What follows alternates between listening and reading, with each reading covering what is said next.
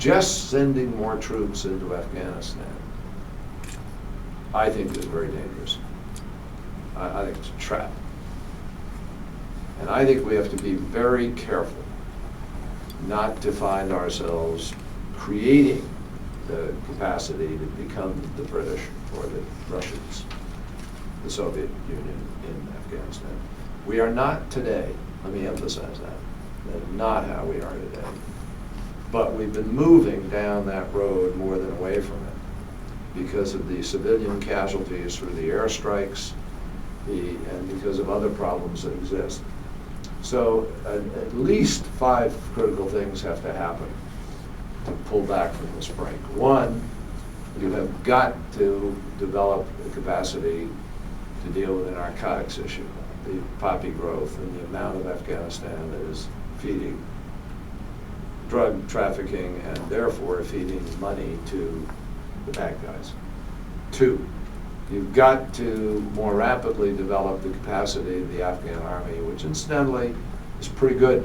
That is one of the brighter spots, but it's not at a level where it's sufficient to give you confidence about what can happen. 3, you've got to get into the communities. And this is very similar to what I talked about Hamas and Hezbollah. The Taliban is thriving partly because they are able to deliver a service where the government isn't. And the Karzai government is sort of hunkered down in Kabul, incapable of really getting out to the countryside and delivering. You have to develop a working police force. The police force is corrupt, incapable, part of the problem, and that is a very tricky and difficult thing. And lastly, you've got to have a judicial system that can bring some people to justice to deal with the corruption issues and so forth. And you can't allow another Al-Qaeda-Taliban alliance to grow up again with impunity. So we're going to have to figure out how we do that without being so over-invested or overexposed that this becomes worse rather than better in the long run. And Pakistan is key to it. One of the things I really learned over there is whatever happens in Pakistan is going to affect the outcome of Afghanistan and vice versa. Whatever happens in Afghanistan is going to affect what happens in Pakistan. These 2 countries, like it or not, are integrally related in this, and so it's a very complicated situation. Well, Colin Powell, as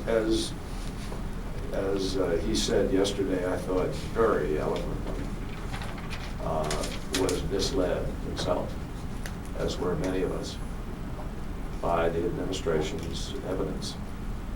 Colin Powell was frankly one of the principal reasons that I voted. I've said that publicly before, the way I did it. And I said to him, Colin, you got to tell me,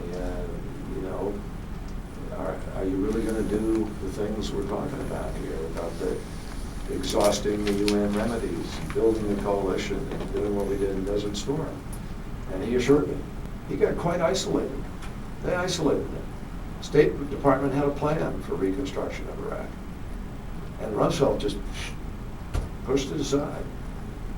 And to a great degree, Colin was really pushed aside in terms of his thoughts about what they really needed to do.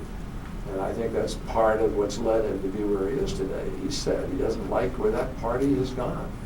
He doesn't like what that party is presenting.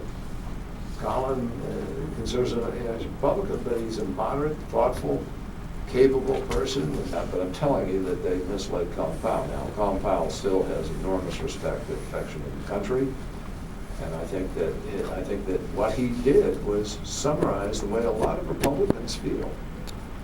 That these right-wing neocon types who sold a bill of goods about military transformation of the Middle East failed to understand the centuries of tribalism and religious background. This was George Bush's Secretary of State, who has come around to believe that Barack Obama is a more talented, capable leader who, despite his, and he couldn't have gone further and articulated his respect and friendship for John McCain. But I think he did it in a way that will have an impact personally.